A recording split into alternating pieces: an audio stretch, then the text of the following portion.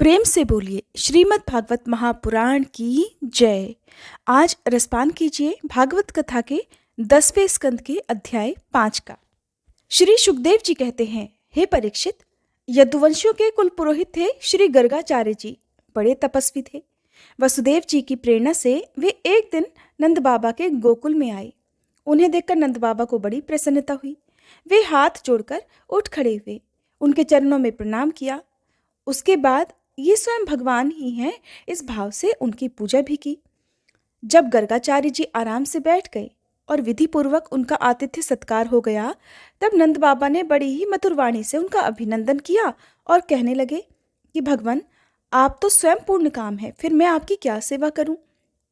आप जैसे महात्माओं का हमारे जैसे गृहस्थों के घर आ जाना ही हमारे परम कल्याण का कारण है। हम तो घरों में इतने उलझ रहे हैं और इन प्रपंचों में हमारा मन इतना दीन हो रहा है कि हम आपके आश्रम तक भी नहीं जा सकते। हमारे कल्याण के सिवा आपके आगमन का और कोई कारण नहीं है। प्रभु, जो बात साधारणतः इंद्रियों की पहुंच के बाहर है या फिर भूत और भविष्य के गर्भ में निहित है, वो भी ज्योतिष शास्त्र के द्वारा प्रत्यक्ष जान ली जाती है। आपने उसी ज्योतिष शास्त्र की रचना की है। आप ब्रह्मवेत्ताओं में श्रेष्ठ हैं, इसलिए मेरे इन दोनों बालकों के नामकरण आदि संस्कार आप ही कर दीजिए, क्योंकि ब्राह्मण जन्म से ही मनुष्य मात्र का गुरु है। गर्गाचार्य जी ने कहा, नंद जी, मैं सब जगह यदुवंशियों के आचार्य के रूप में प्रसिद्ध हूँ। अगर मैं आपके पुत्र का संस्कार करूँगा तो लोग समझेंगे कि ये तो देवकी का पुत्र है। कंस की बुद्धि बुरी है, वो पाप ही सोचा करती है। वसुदेव जी के साथ आपकी बड़ी घनिष्ठ मित्रता है। जब से देवकी की कन्या से उसने ये बात सुनी है कि उसको मारने वाला और कहीं पैदा हो गया है, तब से कंस हमेशा यही सोचा करता है कि देवकी के 8वें गर्भ से कन्या का जन्म नहीं होना चाहिए। अगर मैं तुम्हारे पुत्र का संस्कार कर दूं और वो इस बालक को वसुदेव का लड़का समझकर मार डाले, तब तो हमसे बड़ा ही अन्याय हो जाएगा। नंद बाबा ने कहा, आचार्य जी, आप चुपचाप इस एकांत गौशाला में केवल स्वस्ति वाचन करके इस बालक का द्विजाति समुचित नामकरण संस्कार मात्र कर दीजिए। औरों की कौन कहे, मेरे सगे संबंधी भी इस बात को नहीं जान पाएंगे कि आपने मेरे बालकों का नामकरण संस्कार किया है। श्री सुखदेव जी कहते हैं, गर्गाचार्य जी तो संस्कार करना चाहते ही थे। जब नंद बाबा ने उनसे इस प्रकार प्रार्थना की, तब उन्होंने एकांत में छुपकर गुप्त रूप से दोनों बालकों का नामकरण संस्कार कर दिया। गर्गाचार्य जी ने कहा, यह रोहिणी का पुत्र है, इसलिए इसका नाम होगा रोहिणे। ये अपने सगे संबंधी और मित्रों को अपने गुणों से अत्यंत आनंदित करेगा, इसलिए इसका दूसरा नाम होगा राम। इसके बल की कोई सीमा नहीं है, इसलिए इसका एक नाम बल भी है। ये यादवों में और आप लोगों में कोई भेदभाव नहीं रखेगा और लोगों में फूट पड़ने पर मेल कराएगा, इसलिए इसका एक नाम संकर्षण भी है। और ये जो सांवला सांवला है, ये प्रत्येक युग में शरीर ग्रहण करता है। पिछले युगों में इसने क्रमशः श्वेत, रक्त और पीत, ये 3 अलग अलग रंग स्वीकार किए थे। अब की बार ये कृष्ण वर्ण हुआ है, इसलिए इसका नाम कृष्ण होगा। नंद जी, ये आपका पुत्र पहले कवि वसुदेव जी के घर भी पैदा हुआ था, इसलिए इस रहस्य को जानने वाले लोग इसे श्रीमान वासुदेव भी कहते हैं। आपके पुत्र के और भी बहुत से नाम हैं, रूप भी अनेक हैं। इसके जितने गुण हैं और जितने कर्म, उन सब के अनुसार अलग अलग नाम पड़ जाते हैं। मैं तो उन नामों को जानता हूँ, परंतु साधारण लोग नहीं जानते। ये आप सभी का परम कल्याण करेगा। समस्त गोप और गौओं को ये बहुत ही आनंदित करेगा। इसकी सहायता से आप लोग बड़ी बड़ी विपत्तियों को बड़ी आसानी से पार कर लोगे। ब्रिजराज, पहले युग की बात है, एक बार पृथ्वी में कोई राजा नहीं रह गया था। डाकुओं ने चारों ओर लूट खसोट मचा रखी थी। तब आपके इसी पुत्र ने सज्जन पुरुषों की रक्षा की थी और इससे बल पाकर उन लोगों ने लुटेरों पर विजय प्राप्त की। जो मनुष्य आपके इस सांवले सलोने शिशु से प्रेम करते हैं, वे बड़े भाग्यवान हैं। जैसे विष्णु भगवान के कर कमलों की छत्र छाया में रहने वाले देवताओं को असुर नहीं जीत सकते, वैसे ही इससे प्रेम करने वालों को भीतर या बाहर किसी भी प्रकार शत्रु नहीं जीत सकते। नंद जी, चाहे जिस भी दृष्टि से देखें, गुणों में, संपत्ति और सौंदर्य में कीर्ति और प्रभाव में आपका ये बालक साक्षात भगवान नारायण के समान है। आप लोग बड़ी सावधानी और तत्परता से इसकी रक्षा करो। इस प्रकार नंद बाबा को भली भांति समझाकर आदेश देकर गर्गाचार्य जी अपने आश्रम को लौट गए। उनकी बात सुनकर नंद बाबा को बड़ा ही आनंद हुआ।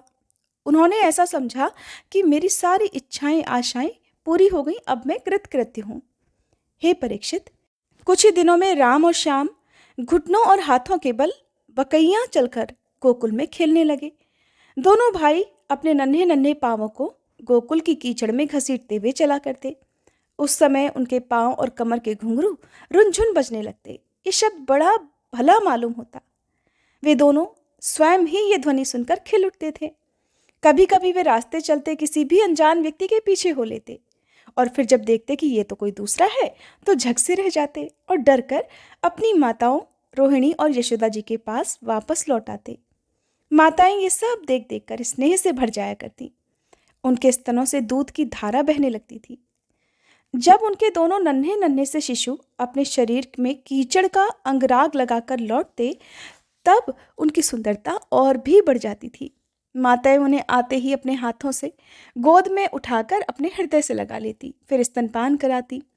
जब वे दूध पीने लगते और बीच बीच में मुस्कुरा मुस्कुरा कर अपनी माताओं को देखने लगते, तब वे उनकी मंद मंद मुस्कान, छोटी छोटी दतुलियां और भोला भाला मुख देखकर आनंद के सागर में डूबने उतराने लगती। जब राम और श्याम दोनों कुछ बड़े हुए तब ब्रिज में घर के बाहर ऐसी ऐसी बाल लीलाएं करने लगे जिन्हें गोपियां देखती ही रह जाती। जब वे किसी बैठे हुए बछड़े की पूंछ पकड़ लेते और बछड़े डरकर इधर उधर भागते तब वे दोनों और भी जोर से उसकी पूंछ पकड़ लिया करते। बेचारे बछड़े जोर जोर से भागते तो उन्हें घसीटते हुए वे भी उनके पीछे पीछे दौड़ने लगते। गोपियां अपने घर का काम धंधा छोड़कर यही सब देखा करती और हंसती हंसती लोटपोट होकर परम आनंद में मगन हो जाती। कन्हैया और बलदाऊ दोनों ही बड़े चंचल और बड़े खिलाड़ी थे। वे कहीं हिरन, गाय आदि सींग वाले पशुओं के पास दौड़ जाते तो कहीं धधकती हुई आग से खेलने के लिए कूद पड़ते। बड़े चंचल थे। कभी दांत से काटने वाले कुत्तों के पास पहुंच जाते तो कभी आंख बचाकर तलवार उठा लेते। कभी कभी तो कुएं या गड्ढे के पास जल में गिरते गिरते बचते।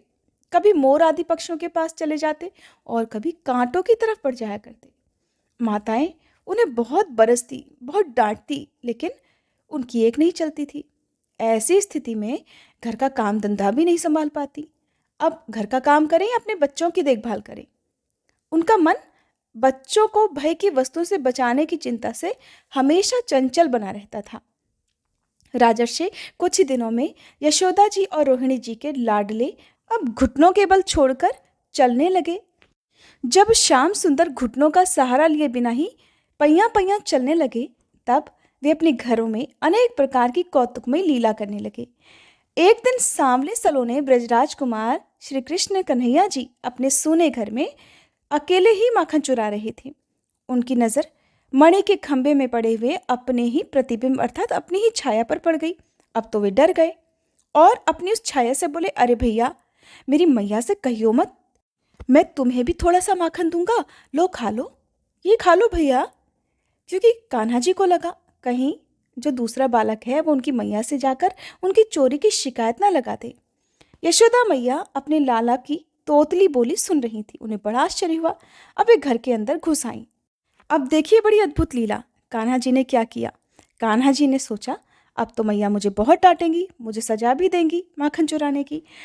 तो अब उन्होंने क्या किया कि उनकी जो छाया धरती पर दिखाई दे रही थी उसकी ओर उंगली दिखाते हुए मैया से कहने लगे, मैया मैया, ये देखो, ये कौन है? ये तो लोभवश आपका माखन चुराने के लिए आज हमारे घर में ही घुस आया है। मैं तो मना कर रहा हूँ लेकिन ये मान ही नहीं रहा। मैं क्रोध करता हूँ तो ये भी क्रोध करता है। अरे मैया, आप कुछ और मत सोचना। लगता है आप ये सोच रही हैं कि ये माखन मैं ही खा रहा था, लेकिन ऐसा बिल्कुल भी नहीं है। मुझे तो माखन का बिल्कुल भी लालच नहीं है। अपने दुधमुहे शिशु की प्रतिभा देखकर अब मैया यशोदा वात्सल स्नेह के आनंद में मगन हो गई, क्योंकि वो जानती थी कि प्रतिबिंब तो कभी माखन खा ही नहीं सकता। वो समझ गई कि उनका नन्हा कान्हा ही माखन खाने के लालच में यहाँ आ गया है। एक दिन श्याम सुंदर माता के बाहर जाने पर घर में ही माखन चोरी कर रहे थे। इतने में ही दैववश यशोदा जी घर लौट आई और अपने लाडले लाल को ना देखकर पुकारने लगी, कन्हैया, ओ कन्हैया, कहाँ है? क्या कर रहा है? मैया की बात सुनते ही माखन चोर श्री कृष्ण डर गए और माखन चोरी से अलग हो गए। फिर थोड़ी देर चुप रहकर मैया से बोले, मैया, अरे मैया, ये जो तुमने मेरे कंगन में पद्मराग जड़ दिया है ना, इसकी लपट से तो मेरा हाथ चल रहा था। इसी से मैंने इसे माखन के मटके में डालकर बुझाया था। मैया ये मधुर मधुर कन्हैया की तोतली बोली सुनकर मुग्ध हो गई और आओ बेटा ऐसा कहकर अपने लाला को गोद में उठा लिया और प्यार से चूमने लगी। असलियत तो वो जान गई थी। एक दिन माता ने माखन चोरी करने पर अपने लाला को खूब धमकाया, खूब डांटा फटकारा। बस क्या था, दोनों आंखों से आंसुओं की झड़ी लग गई। अपने नन्हे नन्हे हाथों से अपनी दोनों आंखें मलने लगे, ऊ ऊ करके रोने लगे। गला रुंध गया, मुंह से बोला नहीं जाता था। बस क्या था, मैया यशोदा को अपने लाला पर प्यार आ गया, उनका धैर्य टूट गया। अपने आंचल से अपने लाला कन्हैया का मुंह पोंछा और बड़े प्यार से उसे गले लगाकर बोली, अरे लाला, ये सब तो तुम्हारा ही है, ये चोरी थोड़ी है, खाओ जितना माखन खाना है। अब एक दिन की बात है, पूर्ण चंद्र की चांदनी से मणिमय आंगन धुल गया था। यशोदा मैया के साथ गोपियों की गोष्ठी जुड़ गई थी। सब आपस में हंसी ठिठोली कर रही थी। वहीं खेलते खेलते कान्हा जी की दृष्टि चंद्रमा पर पड़ गई। उन्होंने पीछे से आकर यशोदा मैया का घूंघट उतार लिया और अपने कोमल कोमल हाथों से उनकी चोटी खोलकर खींचने लगे। बार बार पीठ थपथपाने लगे। मैं लूंगा, मैं लूंगा, तोतली बोली से बस इतना ही कहते। मैया को उनकी तोतली भाषा समझ में नहीं आई। अक्सर ऐसा हुआ करता है कि छोटे छोटे से शिशु जब पहली बार बोलना शुरू करते हैं तो उनकी भाषा इतनी अस्पष्ट होती है कि कई बार तो समझ में नहीं आती, और जब समझ में नहीं आती तो वो गुस्सा भी करते हैं कि हमारी बात कोई क्यों नहीं समझ रहा। लेकिन बस कान्हा जी तो अपनी मैया की चोटी खींच रहे थे और उनकी पीठ प्यार से थपथपा रहे थे कि मैया मुझे चाहिए। तब प्यार से फुसलाकर कान्हा जी को यशोदा जी अपने पास ले आई और कहने लगी, लाला जी क्या चाहते हो? दूध? श्री कृष्ण ने कहा, ना। क्या बढ़िया दही? ना। क्या खुरचन चाहिए? ना। मलाई? नहीं। ताजा माखन? ना। तब ग्वालिन कहने लगी, अरे बेटा रूठो मत, रो मत, जो मांगोगे हम सब देंगी। तब कान्हा जी ने धीरे से कहा, मुझे घर की कोई भी वस्तु नहीं चाहिए, माखन मिश्री मलाई भी नहीं चाहिए, और उंगली उठाकर चंद्रमा की ओर इशारा कर दिया। गोपियां बोली, ओ मेरे बाप, ये कोई माखन थोड़ी है, हाय हाय, हम ये चंद्रमा तुम्हें कैसे देंगी? ये तो प्यारा प्यारा हंस आकाश के सरोवर में तैर रहा है। तब कान्हा जी कहने लगे, मैं भी तो खेलने के लिए इस हंस को ही मांग रहा हूँ, जल्दी करो, पार जाने से पहले ही मुझे लाकर दे दो। अब तो और भी मचल गए, नहीं मुझे तो बस चंद्रमा ही चाहिए। धरती पर पांव पीट पीट कर, लोट लोट कर और गला फाड़ फाड़ कर चिल्लाने लगे, दो दो। इस तरह से अब जोर जोर से चिल्ला चिल्ला कर वो पहले से भी ज्यादा रोने लगे। तब दूसरी गोपियां उन्हें समझाने लगी, बेटा राम राम, इन्होंने तो तुम्हें बहला दिया है, ये राजहंस थोड़ी है, ये तो आकाश में रहने वाला चंद्रमा है। लेकिन श्री कृष्ण तो हट कर बैठे थे। कहने लगे, मुझे तो बस यही चाहिए और मेरे मन में तो इसके साथ खेलने की इच्छा है, मुझे बस अभी ला कर दो। जब वह बहुत रोने लगे तब मैया यशोदा ने उन्हें अपनी गोद में उठा लिया। प्यार करके बोली, अरे मेरे प्राण, ना तो ये राजहंस है ना तो ये चंद्रमा है ये माखन ही, लेकिन तुम्हें देने लायक नहीं है। देखो इसमें वो काला काला विष लगा हुआ है, इससे बढ़िया होने पर इसे कोई भी नहीं खाता। श्री कृष्ण कहने लगे, मैया इसमें विष कैसे लग गया? अब बात बदल गई। यशोदा जी ने अपने लाला को बहला दिया था। मैया गोद में लेकर मधुर मधुर स्वर से अपने लाला को कथा सुनाने लगी। अब माँ बेटे में प्रश्नोत्तर होने लगे। यशोदा जी कहने लगी, लाला एक क्षीर सागर है। कन्हैया जी ने पूछा, अच्छा मैया वो कैसा है? बेटा ये जो तुम दूध देख रहे हो ना, इसी का एक बहुत बड़ा समुद्र है। तब कान्हा जी ने पूछा, मैया कितनी गौओं ने दूध दिया होगा जब समुद्र बना होगा? तो कन्हैया जी से कहती हैं, कन्हैया वो गाय का दूध थोड़ी है। अरे मैया तू मुझे बहला रही है, बिना गाय के भला दूध कैसे आएगा? अरे बेटा, जिसने गायों में दूध बनाया है वो गाय के बिना भी दूध बना सकता है। श्री कृष्ण ने पूछा, अच्छा मैया ऐसा भी होता है? तो बताइए वो कौन है? यशोदा जी कहने लगी, वो भगवान है, परंतु उनके पास कोई नहीं जा सकता। अब कन्हैया जी कहने लगे, अच्छा ठीक है, आगे कहो फिर क्या हुआ? तब यशोदा जी कहने लगी, बेटा एक बार देवता और दैत्यों में भयंकर युद्ध हो गया। बहुत बड़ी लड़ाई हुई। असुरों को मोहित करने के लिए भगवान ने क्षीर सागर को मथा। मंदराचल की रई बनी, वासुकी नाग की रस्सी बनी। एक और देवता लगे, दूसरी ओर दानव। तो श्री कृष्ण ने कहा, अच्छा मैया, जैसे गोपियां दही मथती हैं ऐसे ही? यशोदा जी ने कहा, हाँ बेटा, उसी से कालकूट नाम का विष पैदा हुआ। तो मैया एक बात बताइए, विष तो सांपों में होता है, दूध से कैसे निकला? मैया समझाने लगी, बेटा जब शंकर भगवान ने वही विष पी लिया, तब उसकी जो फुहार धरती पर गिर पड़ी, उन्हें पीकर सांप विषधर हो गए। इसलिए बेटा भगवान की ही ऐसी कोई लीला है कि जिससे दूध में से विष भी निकला। कान्हा जी कहने लगे, अच्छा मैया, ये तो ठीक है। यशोदा जी ने फिर कहा कि बेटा, अब चंद्रमा की ओर दिखाकर कहती है, लाला ये जो मक्खन देख रहे हो ना, ये मक्खन भी उसी से निकला है, इसलिए थोड़ा सा विष उसमें भी लग गया। देखो देखो, इसी को लोग कलंक कहते हैं। इसलिए मेरे लाला, अब तुम घर का ही मक्खन खाओ। ये मक्खन तो विषैला है, जिसके लिए तुम जिद कर रहे थे। ये कथा सुनते सुनते श्याम सुंदर की आंखों में नींद आ गई और मैया ने उन्हें पलंग पर सुला दिया। अब तो इसके बाद से कान्हा जी और बलराम जी अपनी ही उम्र के ग्वाल बालों को अपने साथ लेकर खेलने के लिए ब्रज में निकल पड़ते और ब्रज की भाग्यवती गोपियों को निहाल करते हुए तरह तरह के खेल खेला करते। उनके बचपन की चंचलताएं बड़ी ही अनोखी होती थी।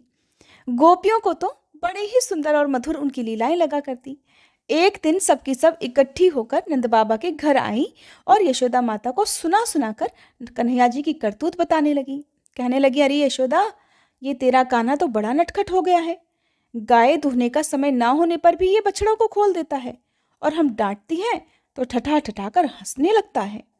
ये चोरी के बड़े बड़े उपाय करके हमारे मीठे मीठे दही दूध चुरा चुरा कर खा जाता है, और केवल अपना ही खाता तो भी एक बात थी, ये तो सारा दूध दही बानरों को भी बांट देता है, और जब वे बानर भी पेट भर जाने के बाद भी पूरा नहीं खा पाते, तब ये हमारे मटकों को ही फोड़ डालता है।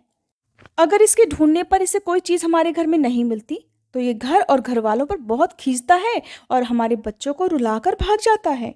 और तो और यशोदा जी, जब हम दूध दही को छींकों पर रख देती हैं और इसके छोटे छोटे हाथ वहां तक नहीं पहुंच पाते, तब तो ये बड़े बड़े उपाय रच डालता है।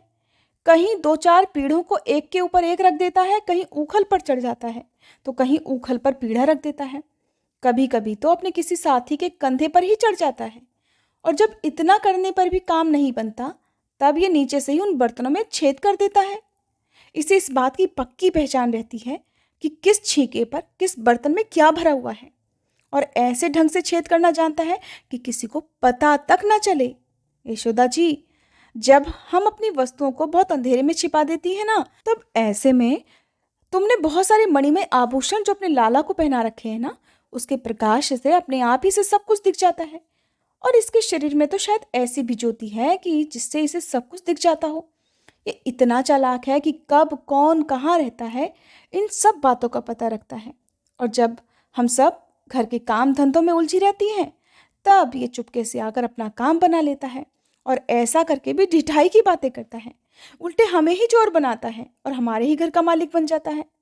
जरा अपने लाला के भोले से मुखड़े को तो देखो, वहां तो चोरी के तरह तरह उपाय करके काम बनाता है, और यहाँ पर ऐसे लग रहा है मानो पत्थर की मूरत खड़ी हो, बिल्कुल भोला भाला, जैसे कुछ जानता ही ना हो। वारे भोले भाले साधु। इस प्रकार गोपियां कहती जाती और श्री कृष्ण के भीत चकित नेत्रों से युक्त मुखमंडल को देखती जाती। उनकी ये दशा देखकर नंदरानी यशोदा जी उनके मन का भाव ताड़ लेती कि मेरा लाला डर गया है। तो उनके हृदय में अपने पुत्र के प्रति स्नेह और आनंद की बाढ़ आ जाती और वे इस प्रकार हंसने लगती कि अपने लाडले कन्हैया को इस बात का उल्हाना भी नहीं दे पाती। डांटने की तो बात ही बहुत दूर है। कान्हा जी की ये नटखट लीलाएं तो इतनी अद्भुत हैं कि कितनी भी बार सुन लो कभी मन भरता ही नहीं। हर बार ये कथाएं, ये लीलाएं नई सी लगती हैं। उम्मीद करती हूँ आज की ये वीडियो आपको पसंद आई होगी और इसी तरह की अन्य कथाएं सुनने के लिए आप हमारे चैनल को सब्सक्राइब जरूर कर लीजिएगा। इसके बाद जो कुछ भी हुआ उसका वृतांत आप सभी अगले अध्याय में सुनेंगे।